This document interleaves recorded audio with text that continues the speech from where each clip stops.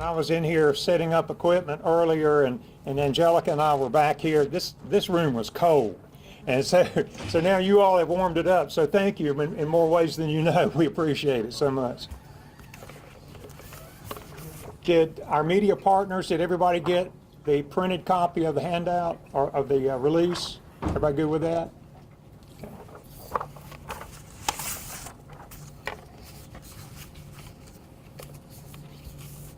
Angelica, are we about ready? Is everybody good to go hot now? We rolling, Angelica? Thank you. Well, good morning, everyone, and welcome to the Alamance County Sheriff's Office. I'm Byron Tucker, Public Information Officer. Today, we will present the results of Operation Ghostwire, conducted by the Invictus Task Force. Now, the task force is a joint effort of the Alamance County Sheriff's Office, the Davidson County Sheriff's Office, the Randolph County Sheriff's Office, the Forsyth County Sheriff's Office, the State Bureau of Investigation, and Homeland Security.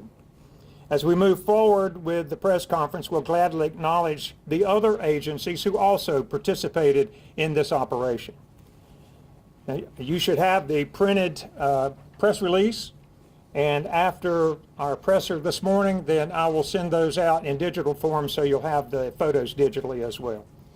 On the front page of the release, I would like media members, if you would take notice of the upcoming events that are going to be held here in Alamance County. As we get closer to the January 20th date that you see on the front page of your press release, I'll be sure to send out a reminder. We'd love to have your help in getting the word out to parents who can help monitor these children and keep them from being in the situation that you're going to hear later on this morning. So thank you so much. I really appreciate it. At this time, I'd like to introduce some of our guests. We have with us Commissioner Vice Chair of Alamance County, Steve Carter. Mr. Carter, thank you for being here. Also, Commissioner Pam Thompson. Thank you, Pam. And Kelly Allen, Alamance County Commissioner as well. Also, Ray Dawson of the Lantern Rescue is here. Ray, thank you so much because you have really spearheaded something here that's awesome. I'd also like to recognize State Senator Amy Galey. Ms. Galey, thank you for being here as well. Also, we have Kevin Roten of the State Bureau of Investigation and Zach Neef of Homeland Security.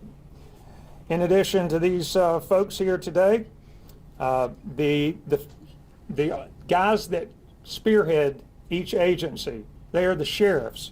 The sheriff of Davidson County, Richie Simmons, is here with us. Forsyth County Sheriff Bobby Kimbrough, and Randolph County Sheriff Greg Seabold, and our sheriff here in Alamance County, Sheriff Terry Johnson. Sheriff.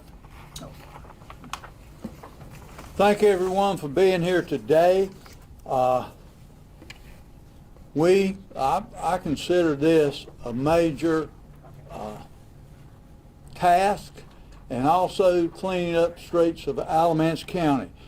Today we're going to be talking about arrest of sexual predators. I had somebody come up to me just a little bit ago and say, Sheriff, how do you define sexual predator?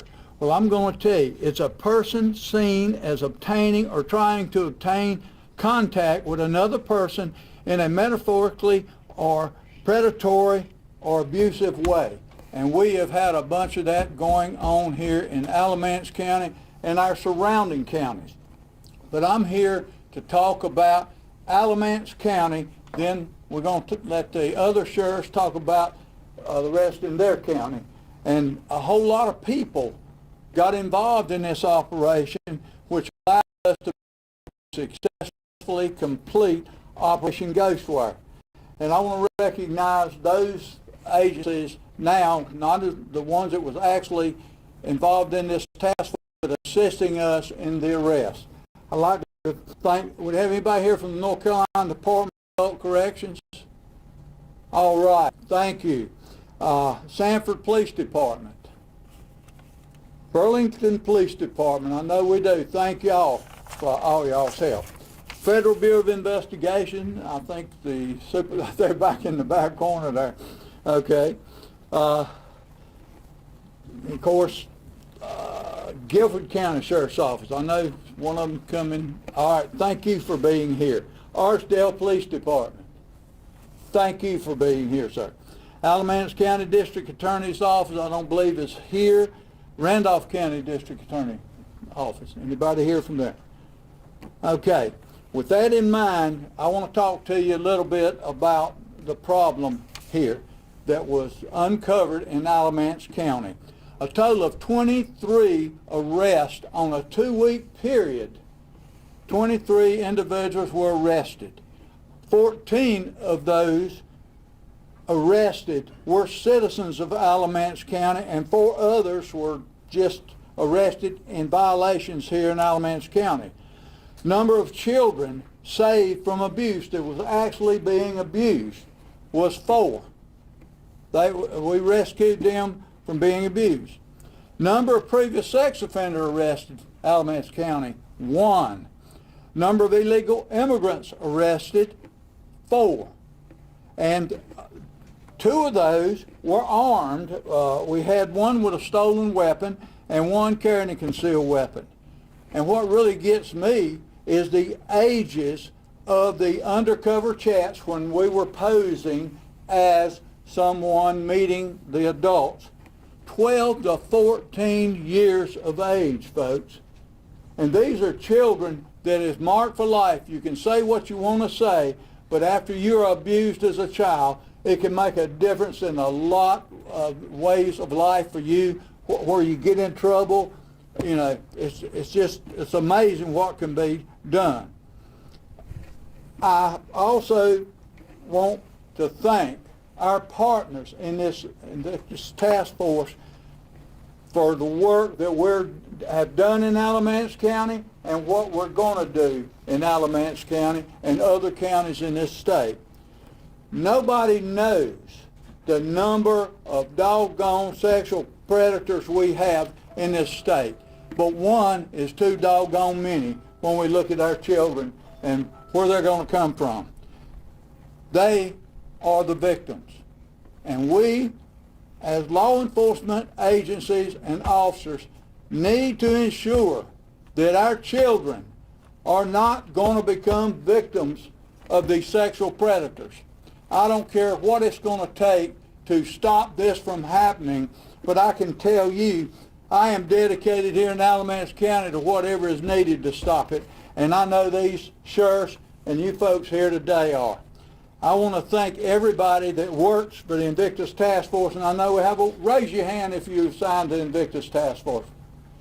Those are the men and women that are working their chops off to get these people off the street. And I appreciate that very, very much. Also, and I'm going to put this out, on January 22nd, 2026, 615 West Hardin Street here in Graham, we've got a program by Invictus to help parents understand to keep their children away from social media in a lot of ways and some of the holes that comes with that. That is so important. We not only need to educate our parents, but we also need to educate our children. So these things will not happen. And there'll be a teen student session January 25th from 2 to 4 at Trails Hill Head Church. So if you got a parent or children, those are going to be available here in Alamance County. With that, I've done a lot of talking. I'm going to turn this over to one of the brainchildren of the Invictus Task Force, Sheriff Greg Seabold, Randolph County. Yes, sir. Good morning. As a sheriff of Randolph County, I take my job very seriously. I assume guardianship over all children that live in that county, and it's my job and duty to protect our children from the external threats posed by individuals like these behind us and over on that wall that you see here today. Today's announcement underscores the critical importance of the Invictus Task Force. and the work it is doing to protect the most vulnerable members of our community, and that's our children. The 23 individuals we charged through this operation represent not only a strong response to those who commit acts of child sexual exploitation, but also a message of hope and protection for the victims and their families. This kind of success does not happen by chance. It comes from the tireless efforts, collaboration, and professionalism of every member of the Invictus Task Force.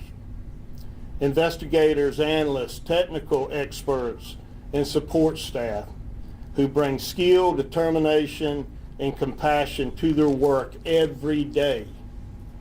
So I want to take this moment to thank each member of our task force for your dedication and unwavering commitment to this mission.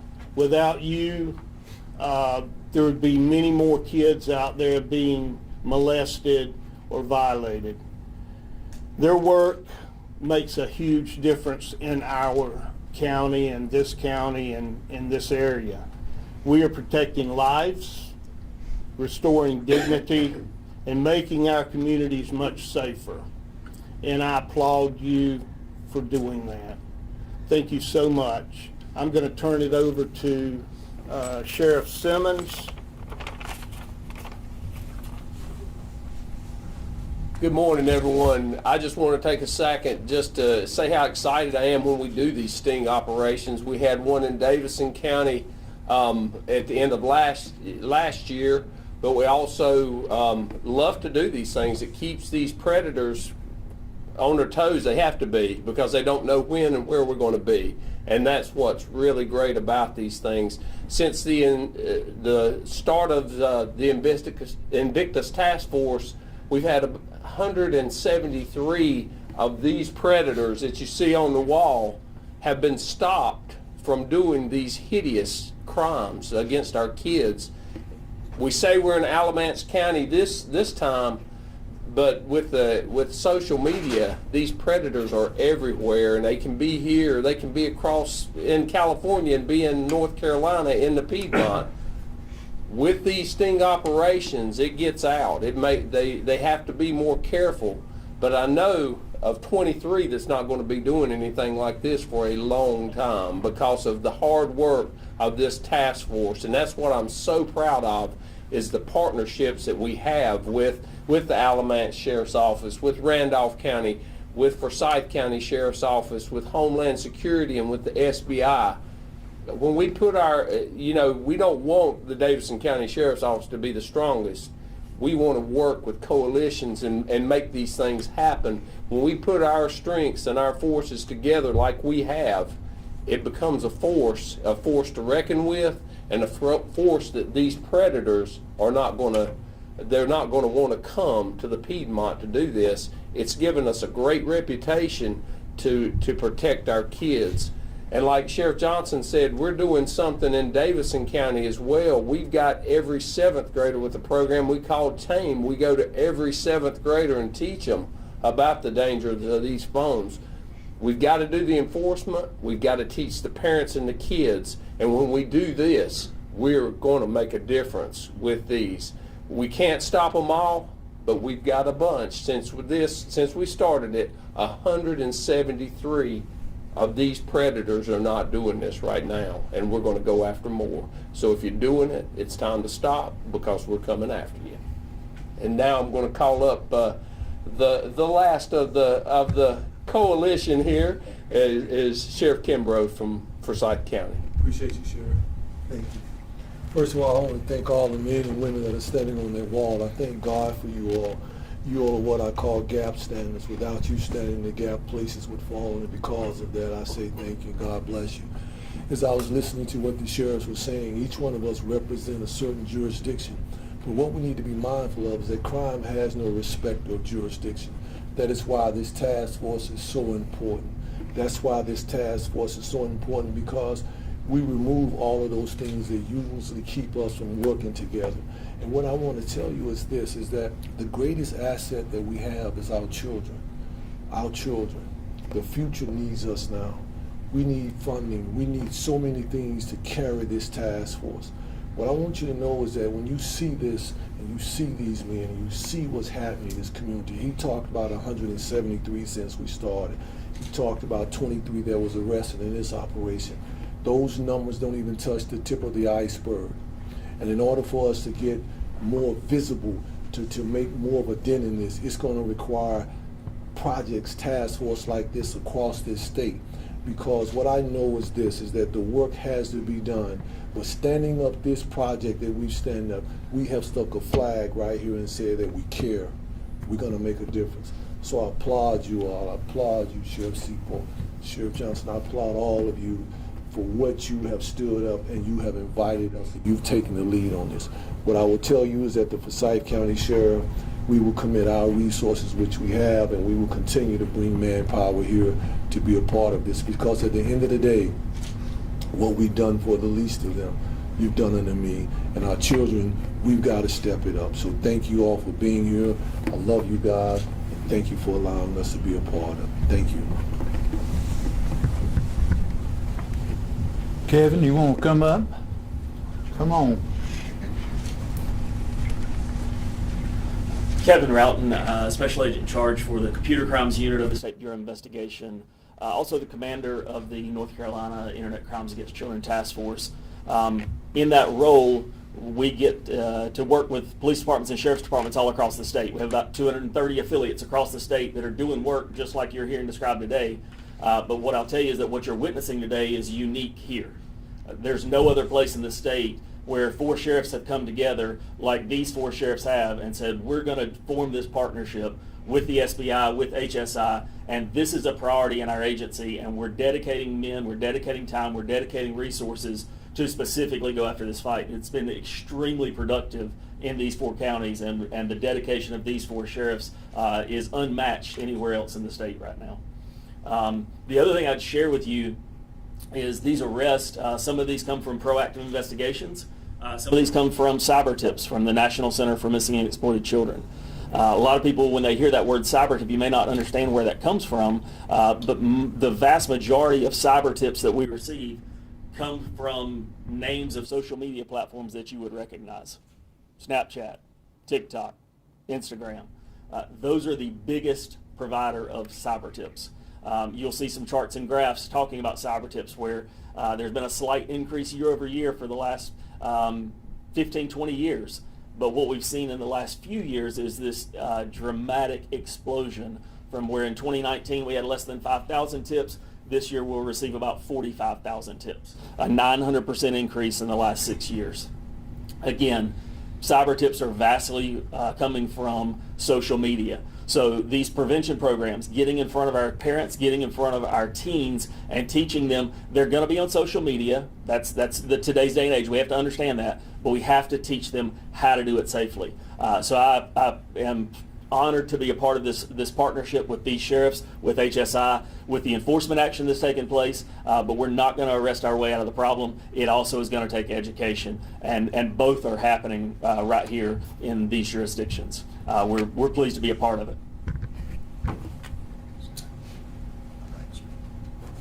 Ray, you want to come up and say a few words? He's with a nonprofit that has supported this operations and the Invictus Task Force, and it could not have come forward without y'all and without our commissioners allowing us to do this stuff. Thank you, Sheriff. Yes, my name is Ray Dawson, and to correct the record, I am the CEO and founder of the Invictus Project. I'm not associated with Lantern Rescue, so just for the record. Yes, and when we talk about cyber tips and these predators that are preying on our children, whether it be through cyber tips or these proactive investigations, what we have learned in the last few years of us doing this is, as Special Agent Roughton had said, we're not going to force our way out of this. This is, we're doing the best we can.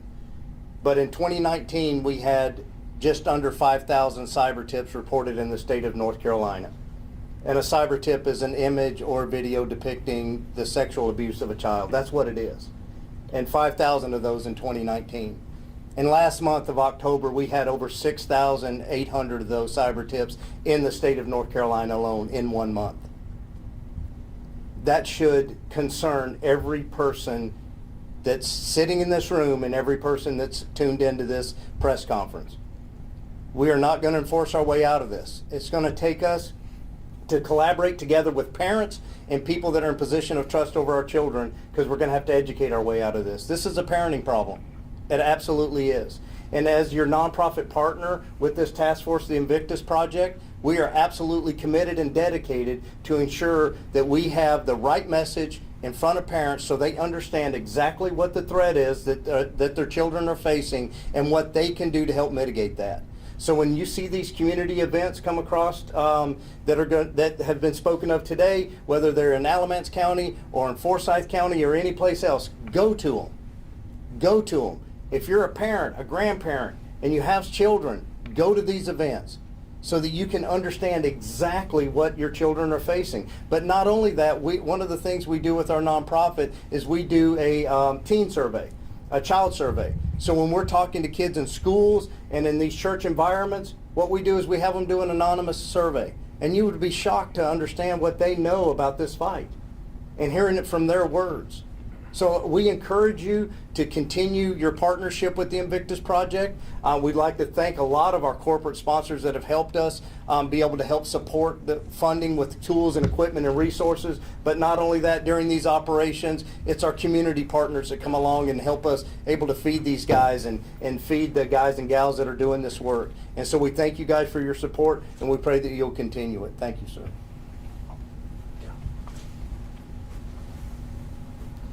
He used to work for me, but Homeland Security stole him. I just want you to know that. Good morning. My name is Zachary Neff. I'm a special agent with Homeland Security Investigations out of the Greensboro field office. I just wanted to say thank you to the partners we have covering this. This is obviously a very important fight that we see as law enforcement. It's been the honor of my career to work with the men and women of the Invictus Task Force. As Detective Ray Dawson, founder of the Invictus Project, mentioned, we have some community events coming up. We'd be honored to have you out. If you go to the invictusproject.org, the calendar will be up there on that, as well as some other free resources that are available. We have the NetSmarts program.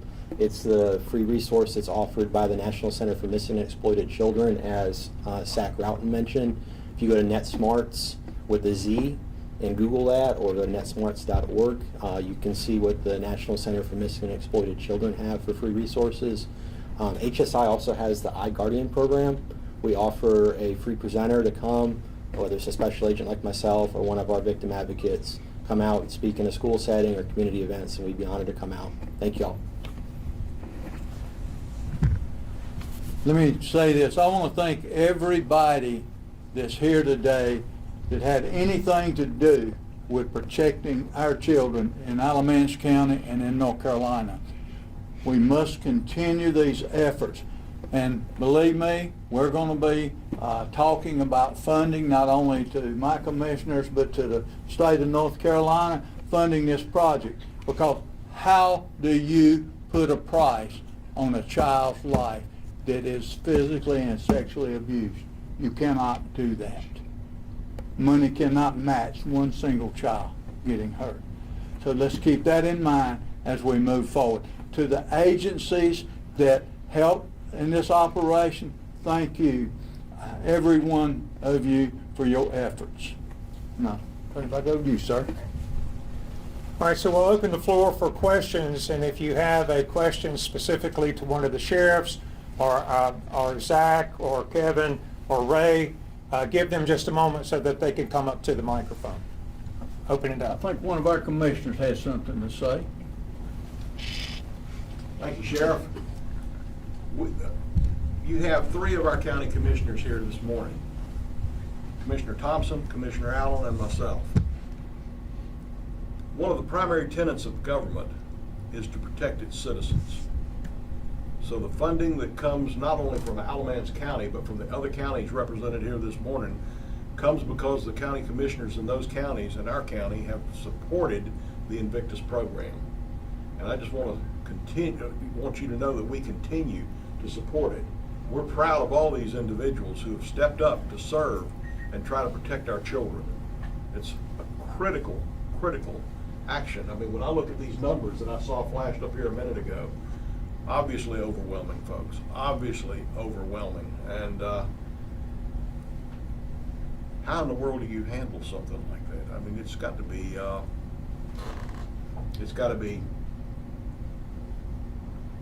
awesome that you're willing to take on that kind of a task and try to weed through the numbers and find out where you need to be working each and every day. And we're so proud to be just a small part of it in trying to support you. Thank you. Appreciate all of you being here this morning. Okay, questions? I'm not sure who to really direct this to, but I mean, I'm sure your investigators have children or know children. I'm curious as to what the emotional toll is like for these investigators as they're, investigating these crimes. I'm sure it takes quite an emotional toll for these gentlemen and ladies to do this kind of work.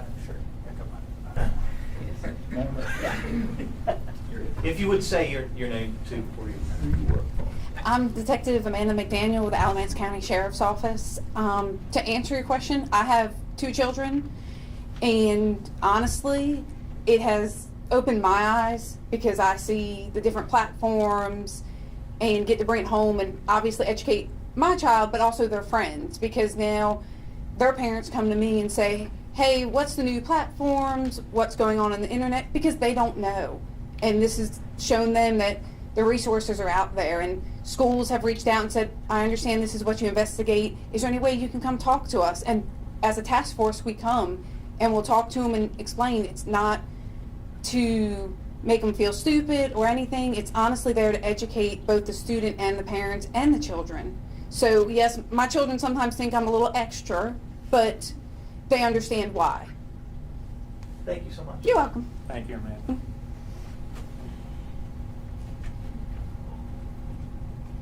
Next question. I have a question. What can local community members do to support this operation and the task force in general?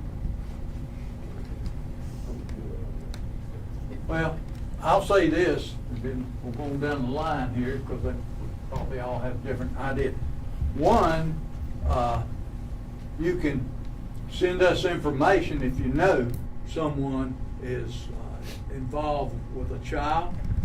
2, you can help support our efforts by going to our people, our politicians in Raleigh and even locally to help fund a project as we continue to try to get these sexual predators off the street. And I'll go even further with that of what Sheriff Johnson said about see something, say something. You see the numbers going up. I think the tips are coming in also because they see people doing something about the problem. A lot of times if you don't see anything happen, you'll just be quiet about it, let it go away. This is not going to go away. It's going to take the help of our citizens to give us the information to help us out, to trust us to do it. And with this Invictus Task Force, they're seeing that we're doing what we say we're doing.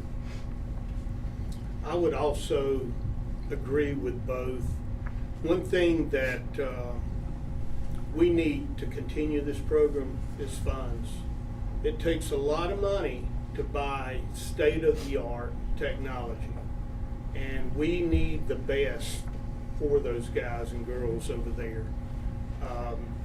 How can you ask them to do their job and not give them the equipment needed?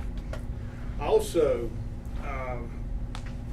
pay attention, learn, educate yourself in what to look for, and report it. Let your authorities know about it, and we will do everything in our power to further that investigation. I guess I'll just echo what has been said already. Funding. If you're trying to build a world-class operation, funding is the key of everything. Funding determines the success of whatever you're doing. When the gentleman talked about in the state of North Carolina, this is the only Invictus unit in this entire state sitting right here in the middle district. We need funding. Something like this should be replicated, duplicated across the state. You're talking about 5,000 cyber tips that we know about them. That's what we know about. So funding will be, to me, at the foundation of increasing this. More manpower. Every time that we give, I have 2 working here. That's a PCN number. That's funding that has to come from somewhere. So what I would ask the community to do is truly understand what's happening. This right here is affecting the future. The future needs us now as it relates to our children. So funding is the key. The community should get behind this. You're talking about 173 predators, violent people that have been taken off the street. You're talking about 23 in this last operation. Imagine there's people that we missed. There's people that we didn't investigate because we can only do so much with what's given to us. And I'm gonna go ahead and address that question as well, because the community involvement is really at the very core of what the nonprofit partner does. Obviously, it is a funding issue, is always a component of this, right? We need resources through our government partners and through our private partners. One of the things the nonprofit does is we leverage our ability to fundraise out of the population, out of the public sector, if you will, to be able to support the investigative needs of the task force in real time. The resources that we use when there's a need that is that we're made aware of, we use the funding partnerships that we have to be able to supplement funding for the task force and provide that immediately. That's one way. The other way is through our education and advocacy endeavors. Absolutely, in the public, we have to have your support in this, not only financially, but from a parenting standpoint. You need to understand exactly what this fight looks like, and there's many of opportunities to be involved through volunteering, and all of that can be found on our website at theinvictusproject.org. But we would encourage you, in whatever community you're in, to organize a community event. Our staff will come out there and organize it with you, and we will speak to your people, whether it be your school, whether it be your church or your community event. We will help educate your population. We will help educate parents and young people because that's what it's going to take, and that's what the nonprofit does in partnership with this. We have our VP of Development, and that's her primary function is education and community awareness. So please reach out to us and we will help organize a community event in your area. Thank you, Brad. Yes. Can you say the website again? It's theinvictusproject.org. Any other questions? Yes, I have one. You were talking about how we need to educate people, parents and the kids. Maybe you could maybe briefly say what is the tricks these guys are using? How are they getting involved in this, and are they doing something different than just getting online and start a conversation with a kid? Right. I'll stay closer. So, well, when we talk about education, is really what this is not only making children aware that these people out here are actually preying on them, but the reality is this, guys, our kids know. They're involved with it every single day. And from an education standpoint is getting parents to understand that the mindset is, well, it's not going to happen to my kid. And I use this analogy, and I hazard to utilize it, but I can't help but think of it in any other way. If there were 500 incidences reported involving sharks on the coast of North Carolina this summer, there wouldn't be a kid within 5 miles of the beach. Let's be honest. And last month, we had over 6,000 cases involving the sexual exploitation of our children. At some point, we as parents have to ask, what are we doing? What are we doing? And so what we do is we like to educate parents to understand exactly how their children are being exploited, and then giving them tools and resources to help them mitigate that at home. But most importantly, parents, is be present. Create an environment in your home where your child feels comfortable coming to you and saying, Mom, Dad, this is happening to me. This person sent this to me. And then what steps can I take as a parent to ensure that not only is my child continued to be safeguarded, but also justice can be sought for my child as well.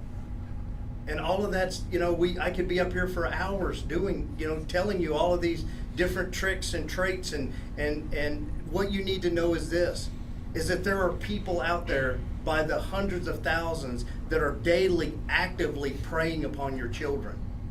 You need to know that.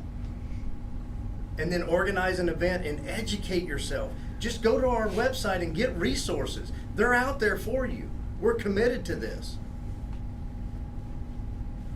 One thing I'd like to add, we live in a fast-paced world where we take them to ball practice, we take them to dance lessons, we take them to swim practice.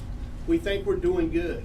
The most important thing a parent could do would be to sit down at a kitchen table and have a meal and communicate with that child.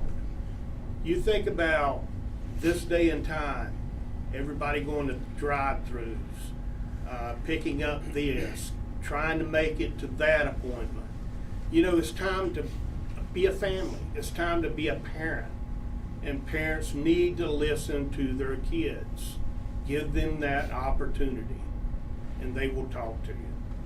Grandparents as well. Can I tack on to Can that? you imagine right here we have an Invictus unit in the Middle District. Imagine Invictus West.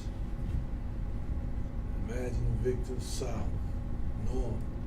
What I'm saying is that, and I like the analogy you gave about the sharks. These are sharks. Those are sharks. Those are sharks. If you ask me, they're a lot more dangerous than the sharks that are swimming in the ocean, if you ask me. And what baffles me about these conversations when we're together is that the community, the people that decide and make things happen, we should have funding and we should have units like this stood up all over the state of North Carolina. That would make a huge statement, because I know that these predators and these sharks, when they know we have stuck the Invictus flag, they know when you have a unit that's swarming like this, that's a game changer. That's an atmosphere changer. And I don't think that we as a society or as a community understand the seriousness of this. I really don't. The children there will never be the same because of this. They will forever be struggling with something. They will forever be trying to wrestle with why me. So I just wanted to say that, because when we have our meetings, I get frustrated talking about how we robbing people to pay Paul, how we're gonna do this. We need force metrics. We need so many things that are game changers. And it takes funding. And we shouldn't be having a conversation about funding when we're talking about our children. That blows my mind, and I didn't mean to go off kilter, but I just had to get there off. I can tag on to what a couple of sheriffs said, but especially Sheriff Sebo. Let a parent be a parent and have a conversation with their child. And let's just be honest, most parents are intimidated by the technology. They are scared of they don't know the questions to ask, and they're scared to ask the questions because they don't know what their kid's going to say, because they don't know enough about the technology. But here's the thing. Parents, generally speaking, want to protect their kids. And if their kids get ready to go walk out the door, they're going to ask them a couple of questions. Where are you going? Who are you going to be with? How long are you going to be there? When are you coming home? But they hand them a device and let them have free reign to go talk to anyone about anything for any period of time. Parents have years of life wisdom. Trust your years of life wisdom to make good decisions. Ask your kid how the technology works, because your teenager is the technology expert. Let's just call it like it is.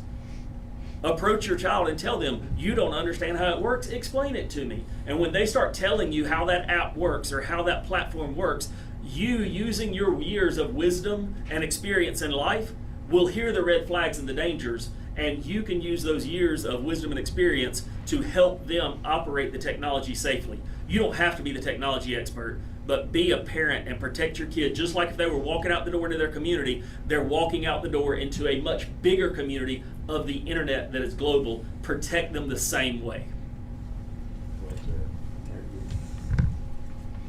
I just had a question about the educational programs you guys offer to schools to go in and talk to kids. I know you guys do some of that in Davidson County? Are any of the other sheriff's offices involved in any of the other counties? We have our dare and care, obviously, but the Invictus project is located in Randolph County, and Ray and his other Whitney, who is also a great person to go out to schools, churches, to educate people. We use that, and hopefully one day we'll be able to incorporate or implement a junior high program, 6th, 7th, and 8th, where Davidson has the same idea. They started 6 years ago. We want to try to do that. Well, and I'll also speak to that as well, that we have spoken, as the Invictus Project have done community events and spoken in schools in both Alamance, Davidson, Forsyth, and Randolph counties. So yes, we are actively educating in all of our supporting counties.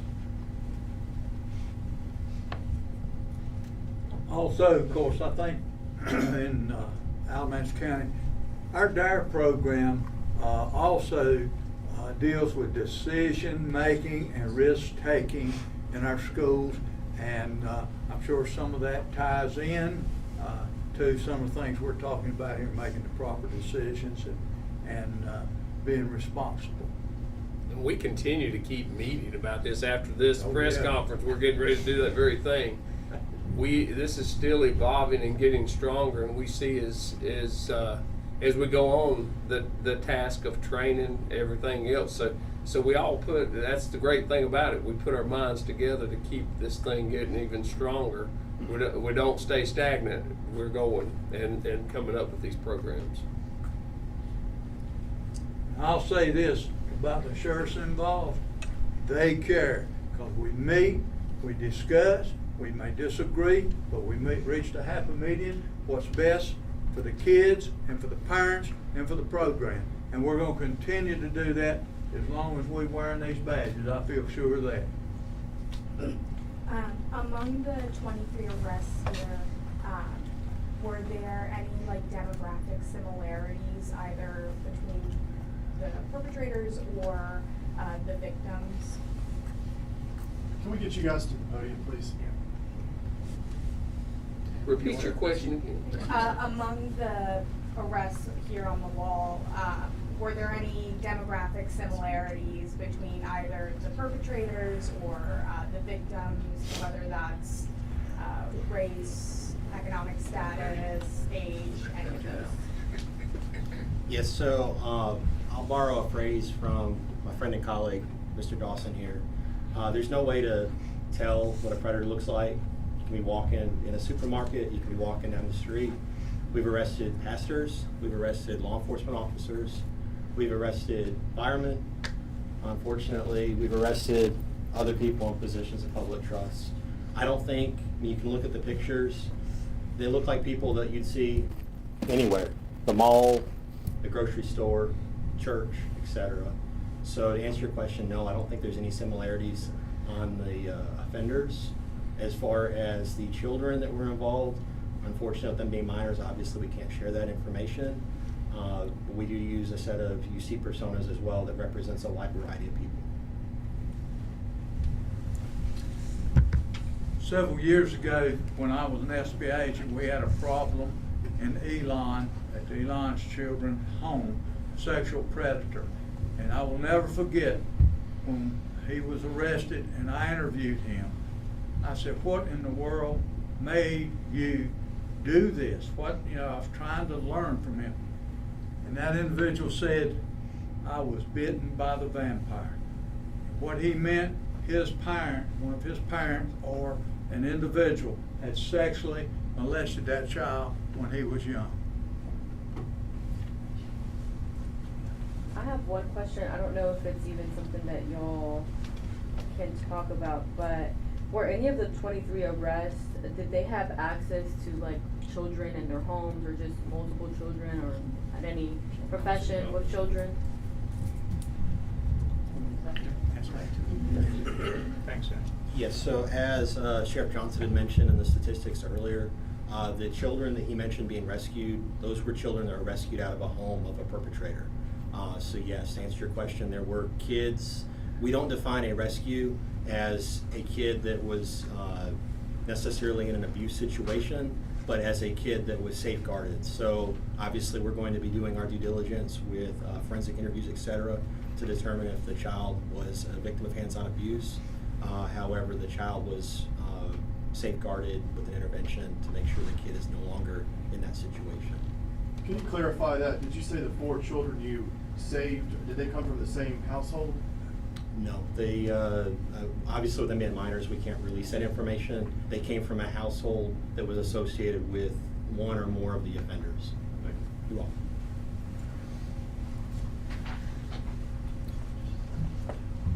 Any other questions?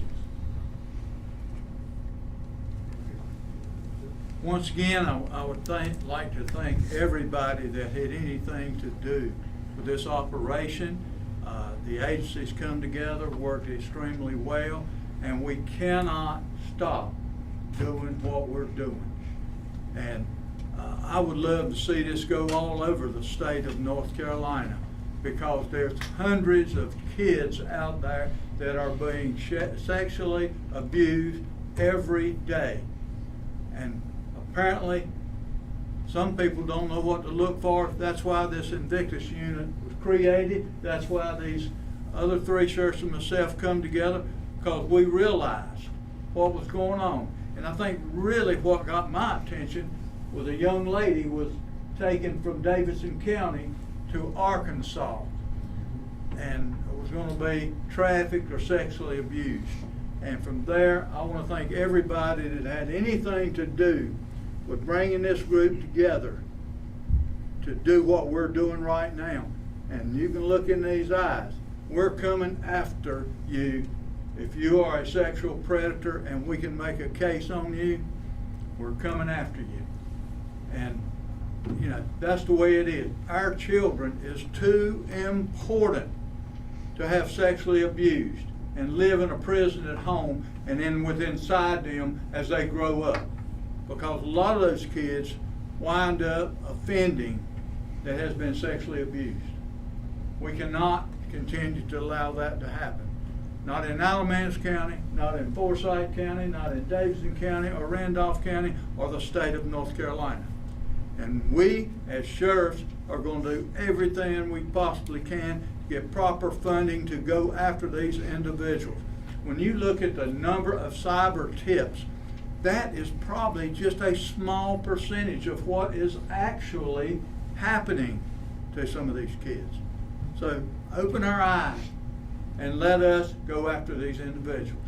Sheriff, would you like to say anything as we close?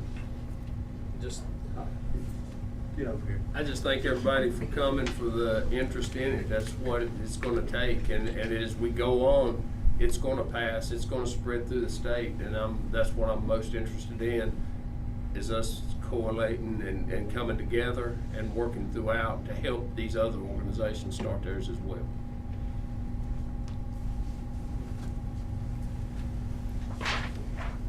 The Invictus project started because the good Lord Jesus Christ. Amen. He began the program, and I could tell you a story about it. Ray could tell you a story about it. It's going to continue, and it's going to continue to bring people to justice as the good Lord wanted it to. I think everything that needs to be said has been said. I'll only just say that we have an obligation. Everybody in this room have an obligation to make the children of North Carolina safer.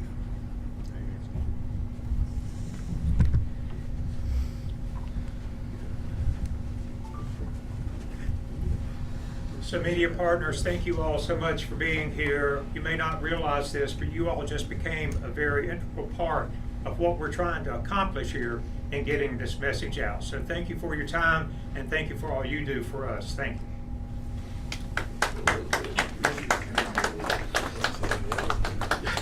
Amen.